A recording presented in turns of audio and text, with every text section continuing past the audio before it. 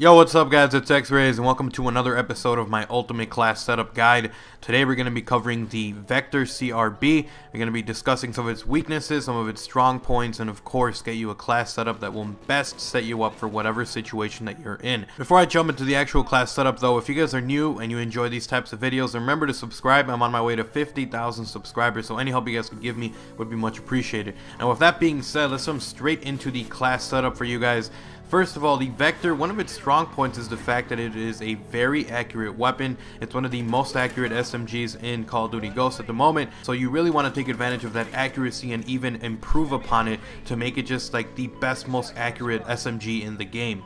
So with that being said, we're going to discuss the best way to set this up. So the first attachment that I use on the Vector is going to be the foregrip attachment. It gives it noticeably less recoil and makes it a much more accurate weapon. And with the Vector, having this extra bump in accuracy allows you to take gunfights that you wouldn't normally from medium range and actually try to take some shots and take someone from a distance. Now, of course, since it is an SMG, I would recommend that if you are trying to pick someone off at a medium distance, that you of course make sure that you are the first person to shoot. Don't try to engage someone who's using an assault rifle. If you see someone who's running across the room and you're in a medium distance, then by all means, you got the foregrip attachment on the Vector. You're going to be able to pick them off rather easily, not have a lot of trouble with the recoil, especially since you have that extra added accuracy with the foregrip attachment. Now, the second attachment that I recommend that you use is the silencer. You want to make sure that you're using the silencer so you take out a group of 3 people as opposed to killing one person and alerting the next 2. Since it is an SMG, even though the silencer does kind of take a little bit off the range and makes it less effective at a more medium range, it's still a great option to use because most of the time when you're using an SMG, you should be on small maps and you're going to be able to take out the enemy 2, 3 in a row without them even noticing what's going on because they're not hearing any gunshots or seeing any muzzle flash, etc.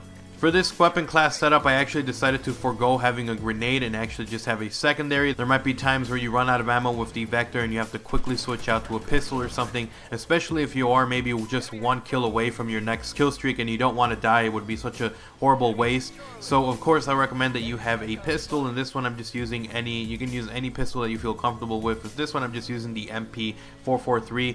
It's just a pistol for me to switch to in case of an emergency. Nothing too special about the secondary. Now with that being said, let's talk about the perks that I have in this class setup. It's an SMG, so you want to run around rather quickly. You're going to be engaging a lot of people. You're going to be running out of ammo, and more than anything you want to have intel on the enemy. So the first perk that I have is going to be Sleight of Hand. That allows you to reload a lot faster. You're going to be running in and out of rooms. When you need to reload, you're going to be able to do it rather quickly, especially if you're low on health or something and in a bad situation. Being able to reload a lot faster and take the enemy out by surprise is just a huge, invaluable asset.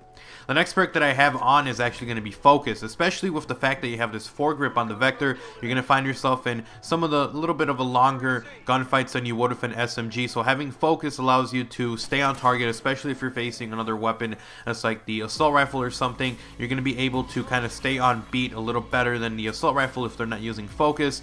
And of course, you use Focus when you're in other gunfights with other SMGs. They're going to be flailing around, especially with the added recoil that SMGs have. And since you have that foregrip and you have Focus, you're going to be able to just take people out really quickly.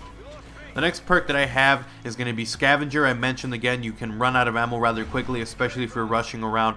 Having Scavenger allows you to never find yourself in a situation where you are completely out of ammo. Whether it's your primary or your secondary, you're actually going to be able to pick up packs, especially if you're running around and rushing. You're constantly going to be running over those ammo packs and just replenishing the ammo, making you a much more effective SMG user.